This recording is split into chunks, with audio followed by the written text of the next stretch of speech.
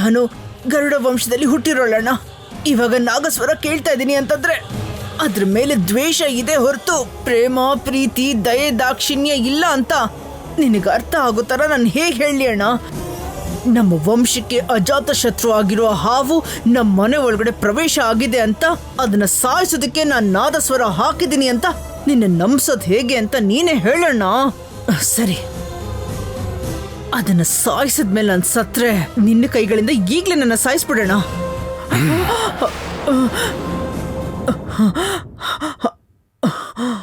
ಒಂದ್ಸಲ ನಂಬಿಕೆ ಅನ್ನೋದು ಸತ್ಮೇಲೆ ಮನುಷ್ಯ ಸತ್ರು ಪ್ರಯೋಜನ ಇಲ್ಲ ಭದ್ರಾ.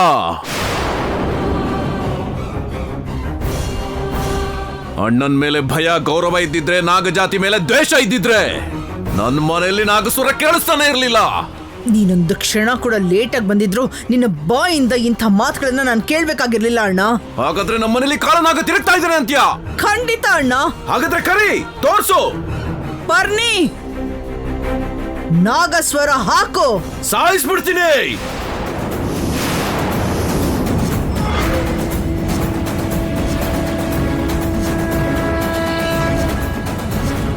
ಇನ್ನೊಂದ್ಸಲ ನಾಗಸ್ವರ ಕೇಳಿದ್ರೆ ತಾಯಿ ಮಗಳು ಇಬ್ರನ್ನು ಅಡ್ಡಡ್ಡ ಸೀಳ್ಬಿಡ್ತೀನಿ.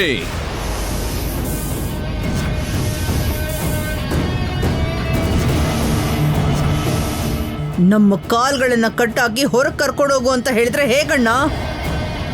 ಹಾವು ಹೊರಗಡೆ ಬರಬೇಕು ಅಂತಂದ್ರೆ ನಾಗಸ್ವರ ಹಾಕ್ಲೇಬೇಕಾಗುತ್ತಣ್ಣ. ಅವಶ್ಯಕತೆ ಇಲ್ಲ. ಕಣ್ಮುಂದೆ ಇರೋ ಹಾವನ್ನ ಸಾಯಿಸೋಕೆ ಮನೆ ಹೊಡಿಬೇಕಾ?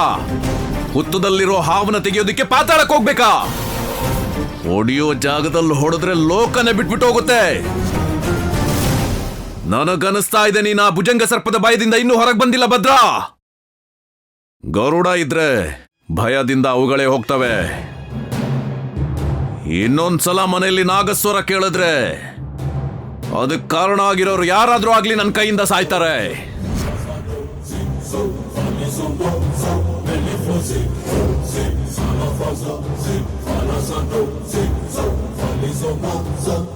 ಹೌದು ಭದ್ರಾವತಿ, ಗರುಡನ ಆಶೀರ್ವಾದ ನಮ್ಗೆ ಯಾವಾಗ್ಲೂ ಇರುತ್ತೆ.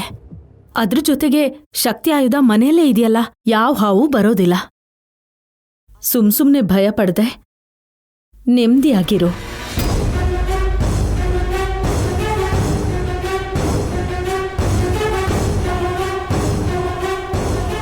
ಭಯನಾ? ಈ ಭದ್ರಾವತಿಗೆ ಹಾವಂದ್ರೆ ಭಯನಾ? ಅದಕ್ಕೆ ನನ್ ಕಂಡ್ರೆ ಭಯ ಆಗ್ಬೇಕು. ಅಣ್ಣ ಅತ್ತಿಗೆ ಇಲ್ಲಿದ್ದಕ್ಕೆ ನಾನು ಸುಮ್ಮನಾದೆ. ಇಲ್ಲ ಅಂದಿದ್ರೆ ಅದನ್ನ ಹುಡುಕಿ ಇಲ್ಲಿ ಕರ್ಕೊಂಡು ಬಂದು 2 ಭಾಗ ಮಾಡಿ ಚಿತ್ರಹಿಂಸೆ ಕೊಟ್ಟು ಸಾಯಿಸ್ಬಿಡ್ತಾ ಇದ್ದೆ. ಈಗೇನ್ ಮಾಡೋದಮ್ಮ? ಪರ್ಣಿ, ನಮ್ಮ ಪ್ರಯತ್ನ ಇನ್ನೂ ಮುಗ್ದಿಲ್ಲ, ಶುರು ಆಗಿದೆ. ಅದಲ್ಲಿಗೆ ಹೋಗುತ್ತೆ ಕಣೆ, ಸಿಕ್ಕೇ ಸಿಗುತ್ತೆ. ಆ ವಿಷಯನ ನನಗ್ ಬಿಟ್ಬಿಡು. ಸತ್ತೋಗುತ್ತೆ, ಸಾಯಿಸ್ಬಿಡ್ತೀನಿ. ಬಾಗ್ಲೇ ಯಾಕೆ ಹಾಕ್ತೆ? ನಿಜ ಏನು ಅಂತ ತಿಳ್ಕೊಳ್ಳೋದಕ್ಕೆ. ಹೇಳು, ಯಾರು ನೀನು? ಮಾಲಾ ಅಂತ. ನೀನು ಬೇರೆ ಎಲ್ಲರನ್ನೂ ನಂಬಿಸ್ಬೋದು, ನಿನ್ ಮಗಳನ್ನ ನಂಬ್ಸಕ್ಕಾಗಲ್ಲ. ನಿನ್ ಪ್ರೀತಿನ, ನಿನ್ ಸ್ಪರ್ಶನ, ಕಡೆದಾಗಿ ನಿನ್ ನೋಟನೂ ಕೂಡ ನನ್ನ ಮನಸ್ಸು ಗುರ್ತು ಹಿಡಿತಾ ಇದೆ. ಹೇಳು, ತಾಯಿಯಾಗಿ ಬರ್ಬೇಕಾಗಿದ್ ನೀನು ಮಗಳಾಗಿ ಯಾಕೆ ಬಂದಿದ್ಯಾ? 6 ವರ್ಷದ ಹುಡುಗಿ ನಿಂಗೆ ತಾಯಿ ಆಗಲ್ಲ, ನಿನ್ ಮಗಳಾಗಿ ಇಲ್ಲಿಗೆ ಬಂದಿಲ್ಲ. ಆ ದೇವ್ರು ಸಾಧಿಸಿರೋದು. ಈ ನಾಗಮ್ಮ ಸಾಧಿಸಿದ್ದು ಅಷ್ಟೇನಾ? ನಾಗಮ್ಮನ? ಯಾರ ನಾಗಮ್ಮ? ನಮ್ಮಮ್ಮ. ಅವ್ರಿಗೂ ನನ್ಗೂ ಸಂಬಂಧ ಇಲ್ಲ. ಆದ್ರೆ ನಾಗಮ್ಮಂಗೂ ನನಗೂ ಬಿಡ್ಸಕ್ಕಾಗದೇ ಇರೋಂಥ ಸಂಬಂಧ ಇದೆ. ಅದಕ್ಕೆ ನಮ್ಮಮ್ಮ ನನ್ನ ಬಿಟ್ಟಿರಕ್ಕಾಗದೆ ಹೀಗೆ ಮಗುವಾಗಿ ನನ್ನ ಜೊತೆ ಇರಕ್ ಬಂದಿದ್ದಾಳೆ. ನಾನು ನಿನ್ನ ನಾಗಮ್ಮ ಅಲ್ಲ. ನಿಜವಾಗ್ಲೂ ಅಲ್ವಾ? ನಿಜವಾಗ್ಲೂ ಅಲ್ವಾ? ಅಲ್ಲ.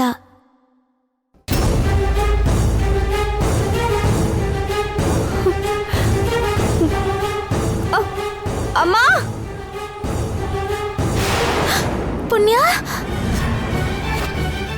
ಪುಣ್ಯ ಏನಾಯ್ತಮ್ಮ? ಪುಣ್ಯ ಎದ್ದೇಳಮ್ಮ, ಏನಾಯ್ತು? ಅಮ್ಮ ಎದ್ದೇಳಮ್ಮ. ಪುಣ್ಯ ಪುಣ್ಯ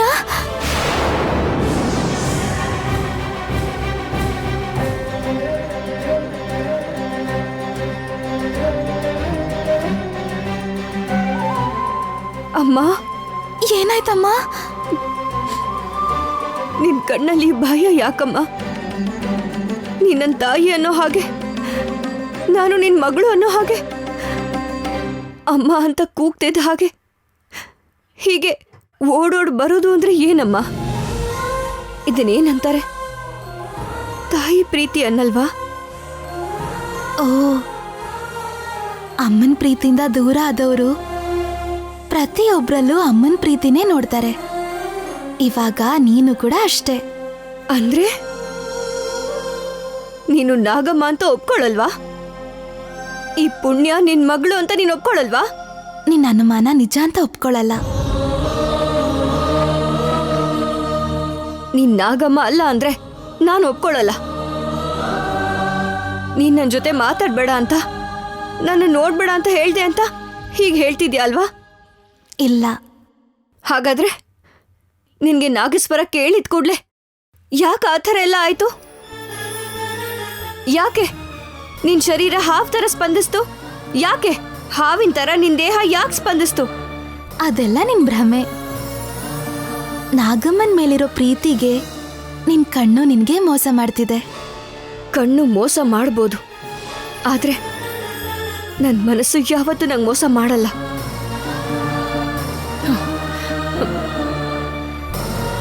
ನನ್ನ ಮೇಲೆ ಆಣೆ ಮಾಡಿ ಹೇಳು.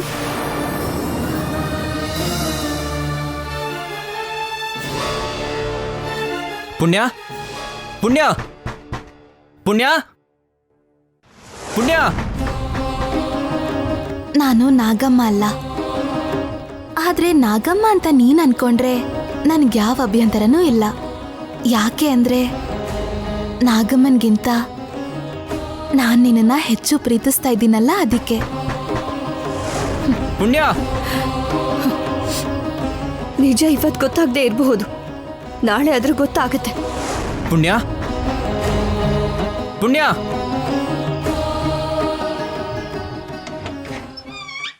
ಏನು? ಅಮ್ಮಮ್ಮನ ಹತ್ರ ನಿಂಗೆ ತುಂಬಾ ಸುಸ್ತಾಗಿದೆ ಅಂತ ಹೇಳ್ದಂತೆ. ಹೌದು, ಅದಕ್ಕೇನು? ಅದಕ್ಕೆ ನಿಂಗೆ ಸರಿಯಾಗಿ ಟೈಮಿಗೆ ತಿನ್ನು ಅಂತ ಹೇಳೋದು. ನೋಡು ಎಷ್ಟು ವೀಕ್ ಆಗಿ ಹೋಗಿದ್ಯಾ. ನನ್ನ ಬಗ್ಗೆ ನನಗೆ ಚೆನ್ನಾಗಿ ಗೊತ್ತಿದೆ. ನಿನ್ನೆ ರಾತ್ರಿ ಸರಿಯಾಗಿ ತಿಂದೆ ಇದ್ರಿಂದ ಸ್ವಲ್ಪ ಸುಸ್ತಾಯ್ತು ಅಷ್ಟೇ, ಬಿಟ್ರೆ ನನಗೆ ಯಾವ ರೋಗನೂ ಇಲ್ಲ. ಸರಿಯಾಗಿ ತಿಂದೇ ಇರೋದು ಕೂಡ ಹೆಲ್ತ್ ಪ್ರಾಬ್ಲಮ್ಮೇ ಗೊತ್ತಾ. ನಿನ್ನ ಹೆಲ್ತ್ನ ನೀನು ಕೇರ್ ಮಾಡದೇ ಇರ್ಬೋದು, ಆದರೆ ನಾನು ಮಾಡ್ತೀನಿ. ಈ ಟ್ಯಾಬ್ಲೆಟ್ಸ್ ತಗೋ. ಯಾಕೆ? ಹೊಟ್ಟೆ ಹಸಿವಾಗೋದಕ್ಕೆ, ಎನರ್ಜಿ ಬರೋದಕ್ಕೆ. ನನಗಿದ್ಯಾವ್ದ್ರ ಅವಶ್ಯಕತೆನೂ ಇಲ್ಲ. ಆದರೆ ನೀನು ಆರೋಗ್ಯವಾಗಿರೋದು ನನಗೆ ಮುಖ್ಯ. ನೀನು ಟ್ಯಾಬ್ಲೆಟ್ ತಗೊಳ್ಳೋವರೆಗೂ ನಾನಿಲ್ಲಿಂದ ಹೋಗಲ್ಲ. ಅಪ್ಪ ಬಿಡಲ್ಲ ಅಲ್ವಾ? ಕೊಡು.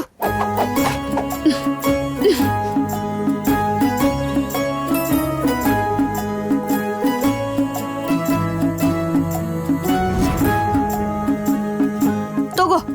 ಎಲ್ರೂ ಹಠ ಮಾಡೋರೇ ಸಿಗ್ತಾರೆ. ತಗೊಂಡೆ ಅಲ್ವಾ, ಇವಾಗ ಹೋಗು. ಪುಣ್ಯ, ನನ್ನ ಮೇಲೆ ಕೋಪ ಇದ್ರೆ ನನಗೆ ಬೈಯಿ, ಆಗ್ಲೂ ಸಮಾಧಾನ ಆಗಿಲ್ಲ ಅಂದ್ರೆ ಹೊಡಿ. ಅದನ್ನ ಬಿಟ್ಟು ಸರಿಯಾಗಿ ಊಟ ಮಾಡದೆ ನಿನ್ನ ಹೆಲ್ತ್ನ ಹಾಳು ಮಾಡ್ಕೋಬೇಡ. ನೀನು ಈ ಥರ ವೀಕ್ ಆಗಿದ್ರೆ ನನ್ನ ಕೈಲಿ ಅದನ್ನ ನೋಡೋಕ್ಕಾಗಲ್ಲ ಪುಣ್ಯ. ಹಾಗೆ ಆಗ್ಲಪ್ಪ, ಬಕ್ಕ ಸುರಿ ತರ ಚೆನ್ನಾಗಿ ತಿಂತೀನಿ, ಸರಿನಾ? ಹೋಗು ಹೋಗು. ಭಾವ ತೋರಿಸ್ತಿರೋ ಪ್ರೀತಿ ನೋಡ್ತಿದ್ರೆ ಕನ್ಫರ್ಮ್ ಆಗಿ ನನ್ನನ್ನ ಬಿಟ್ಟು ಹೋಗೋ ತರ ಇದೆ. ಆದಷ್ಟು ಬೇಗ ಇದಕ್ಕೆ ಫಿನಿಶಿಂಗ್ ಟಚ್ ಕೊಡ್ಬೇಕು. ಇವರಿಬ್ರು ಪ್ರೀತಿನ ಮುರಿಬೇಕು. ಸರಿ ಪುಣ್ಯ, ಥ್ಯಾಂಕ್ ಯು. ಹೋಗು ಹೋಗು ಇಲ್ಲಿಂದ, ನೀನು ಹೋಗು. ಪುಣ್ಯ. ಹೋಗು. ಅಯ್ಯೋ, ಹೋಗು.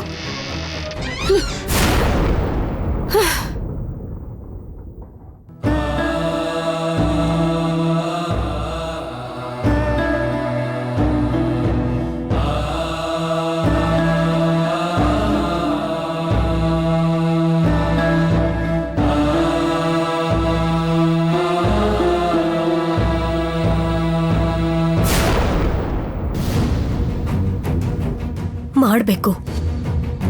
ನನ್ ಭಾವ ಆ ಪುಣ್ಯನಿಂದ ದೂರ ಆಗೋದಕ್ಕೆ ಏನೋ ಒಂದು ಮಾಡ್ಬೇಕು. ಅಮ್ಮ ಹತ್ರ ಪ್ಲಾನ್ ಕೇಳಿದ್ರೆ ಬೇಡ ಬೇಡ, ಅಮಾವಾಸ್ಯೆ ಮುಗಿಯೋ ತನಕ ಪುಣ್ಯನ ವಿಷಯಕ್ಕೆ ಹೋಗ್ಬೇಡ ಅಂದಿದ್ದಾಳೆ. ಮತ್ ಹೇಗೆ, ಏನ್ ಮಾಡೋದು?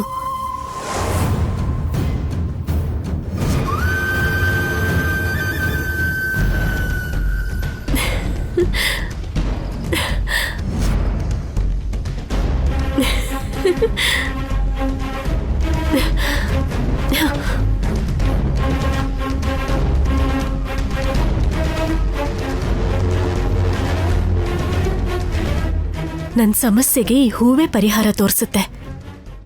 ಭಾವ ನನಗ್ ಸಿಗ್ತಾನೋ ಅಥವಾ ಆ ಪುಣ್ಯಂಗ್ ಸಿಗ್ತಾನೋ ಈಗ್ಲೇ ಗೊತ್ತಾಗುತ್ತೆ.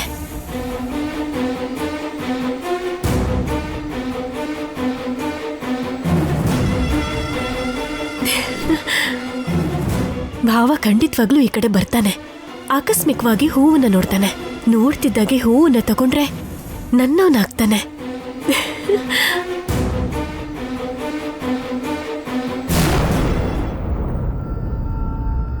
ಒಂದ್ ವೇಳೆ ತಗೊಂಡಿಲ್ಲ ಅಂದ್ರೆ ಪುಣ್ಯ. ಅಮ್ಮ, ಅದನ್ನ ಊಹಿಸ್ಕೊಳಕ್ಕೂ ಕಷ್ಟ ಆಗ್ತಿದೆ. ಖಂಡಿತವಾಗ್ಲೂ ತಗೋತಾನೆ. ಯಾಕೆ ಅಂದ್ರೆ ಭಾವ ನನ್ನವನು.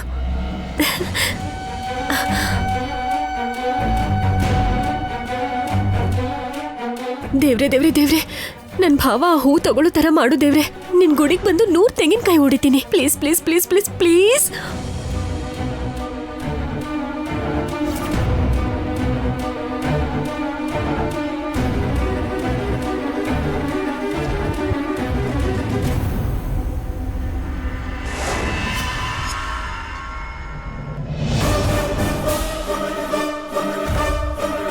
ಭಾವ ಹೂ ತಗೊಳ್ಳಿಲ್ವಲ್ಲ?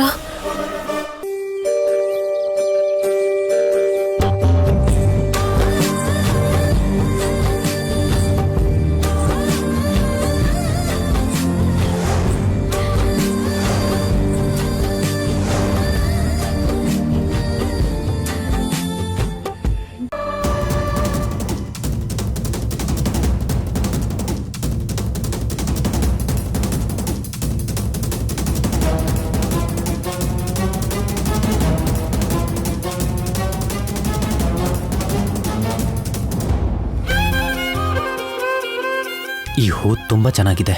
ಈ ಹೂ ಪುಣ್ಯನ ಮುಡಿಯಲಿದ್ರೆ ಇನ್ನೂ ಚೆನ್ನಾಗಿರುತ್ತೆ.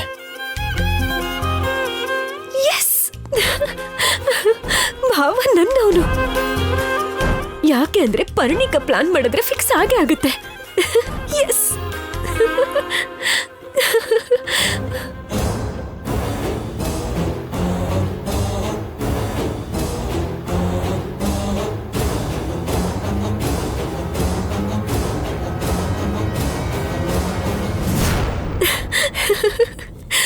ಎಸ್.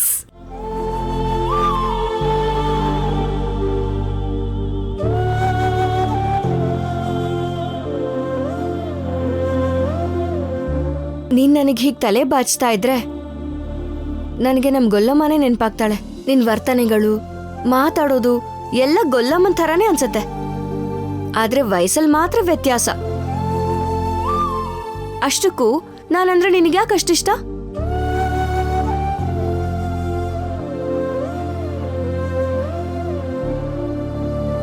ಕೆಲವೊಂದ್ ಪ್ರೀತಿ ಯಾಕೆ ಹುಟ್ಟತ್ತೋ, ಆ ಪ್ರೀತಿನ ದೇವ್ರು ಯಾಕೆ ಹುಟ್ಟಿಸ್ತಾನೋ, ಯಾರ ಮೇಲೆ ಹುಟ್ಟೋ ಹಾಗೆ ಮಾಡ್ತಾನೋ ಯಾರಿಗೂ ಗೊತ್ತಾಗಲ್ಲ. ನೋಡ್ಬೇಕು ಯಾವ ಪ್ರೀತಿ ಹೇಗ್ ಹೋಗತ್ತೋ, ಎಂಥ ಪರಿಸ್ಥಿತಿಯಲ್ಲಿ ದಾರಿ ತೋರ್ಸತ್ತೋ. ಅಯ್ಯೋ, ಅಷ್ಟಕ್ಕೂ ನಾನೇನ್ ಕೇಳ್ದೆ, ನೀನೇನ್ ಹೇಳ್ತಿದ್ಯಾ? ನೀನು ಪ್ರೀತಿ ಬಗ್ಗೆ ಕೇಳ್ದೆ, ನಾನು ಆ ಪ್ರೀತಿ ಬಗ್ಗೆನೇ ಹೇಳ್ದೆ. ಅಪ್ಪ, ನನ್ ಕೂದ್ಲು ತುಂಬಾ ಸಿಕ್ಕಾಗಿದೆ ಅಲ್ವಾ? ಹೌದು, ತುಂಬಾ ಸಿಕ್ಕಾಗಿದೆ. ಆ ಸಿಕ್ಕನ್ನೆಲ್ಲ ಬಿಡ್ಸೋದಿಕ್ಕೆ ಅಲ್ವಾ ನಾನ್ ಬಂದಿರೋದು.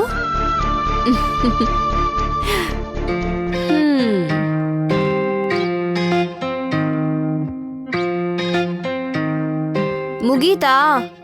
ಇಷ್ಟು ಬೇಕನಾ? ಈಗ್ಲೇ ಶುರು ಆಗಿದ್ದು. ಅಲ್ಲಾಡ್ದೆ ಹೀಗೆ ಕೂತ್ಕೋ.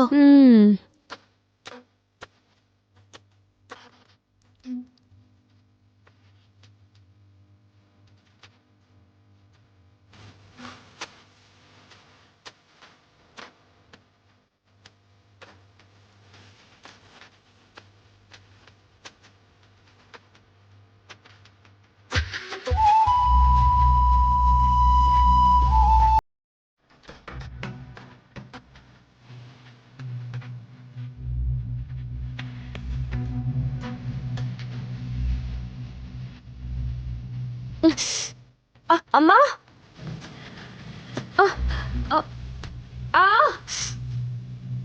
ಇದುವರೆಗೂ ಚೆನ್ನಾಗಿ ಬಾಚ್ತಿದ್ಯಲ್ಲ, ಇವಾಗೇನಾಯ್ತು? ಇಷ್ಟು ಜೋರಾಗಿ ಬಾಚ್ತಿದ್ಯಾ? ನೋವಾಗ್ತಿದೆ. ಸ್ವಲ್ಪ ನಿಧಾನಕ್ಕೆ ಬಾಚ್ಬೋದಲ್ಲ? ಸರಿ ಆಯ್ತು.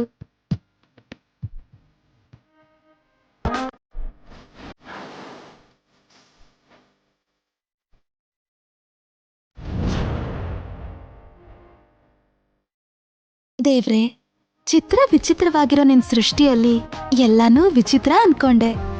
ಈ ಗೊಂಬೆ ಆಟದಲ್ಲಿ ಅವ್ರವ್ರಿಗೆ ಅವ್ರು ಯಾರು ಅಂತ ಗೊತ್ತಿಲ್ದಿರೋ ಈ ಹುಡುಕಾಟದಲ್ಲಿ ಯಾರ್ ಗೆಲ್ತಾರೆ ಯಾರ್ ಸೋಲ್ತಾರೆ ಅಂತ ಹೇಳೋದು ಅಸಾಧ್ಯ.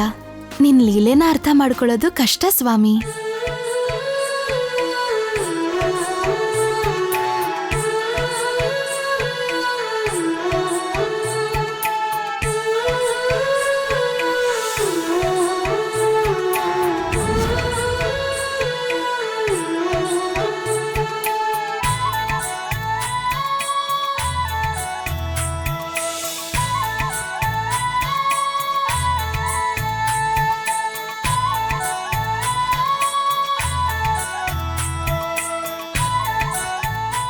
ಇನ್ನೂ ಎಷ್ಟು ಹೊತ್ತು?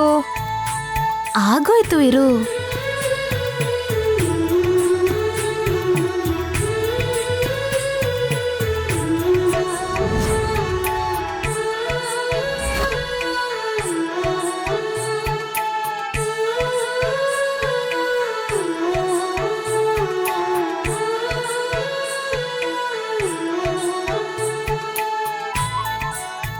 ಆಗೋಯ್ತು ಪುಣ್ಯ.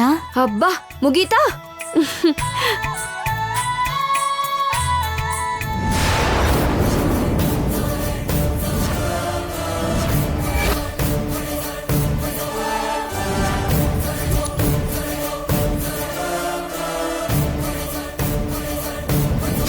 ನೀನಾ?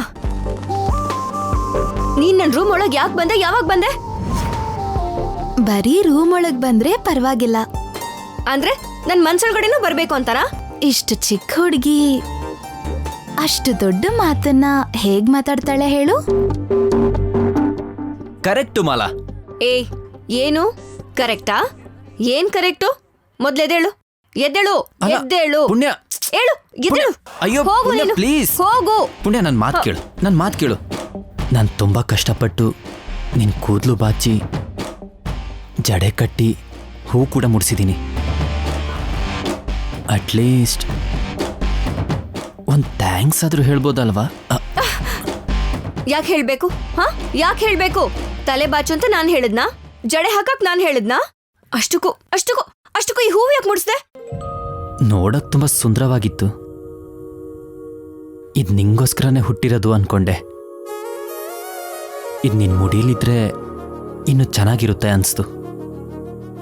ಅದಕ್ಕೆ ಕಿತ್ಕೊಂಡ್ಬಂದ್ಬಿಟ್ಟೆ. ಮಾಡಿರೋ ಕೆಲ್ಸ ಸಾಕು, ಮೊದ್ಲಿಲ್ಲಿಂದ ಹೋಗು. ಹೋಗು ಹೋಗು ಪುಣ್ಯ. ಹೋಗು. ಹೋಗು ಹೋಗು. ಆ ಹೂವಿಗೆ ಸಂಬಂಧಪಟ್ಟವರು ನಿನ್ಗೋಸ್ಕರ ಕಾಯ್ತಾ ಇರ್ತಾರೆ. ಅಂದ್ರೆ ಪುಣ್ಯನೇನಾ? ಆ ಹೂವು ಪುಣ್ಯದೆ. ಆದ್ರೆ ಇವಳಗ್ ಸೇರೋಕ್ ಮುಂಚೆ ಯಾರ ಹತ್ರ ಇತ್ತು ಯಾರಿಗ್ ಗೊತ್ತು?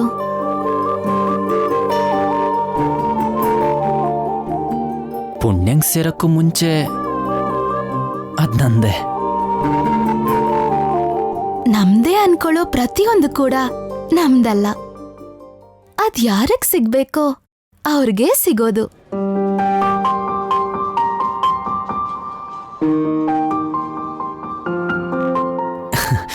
ಏನ್ ಹೂವ? ಪುಣ್ಯ.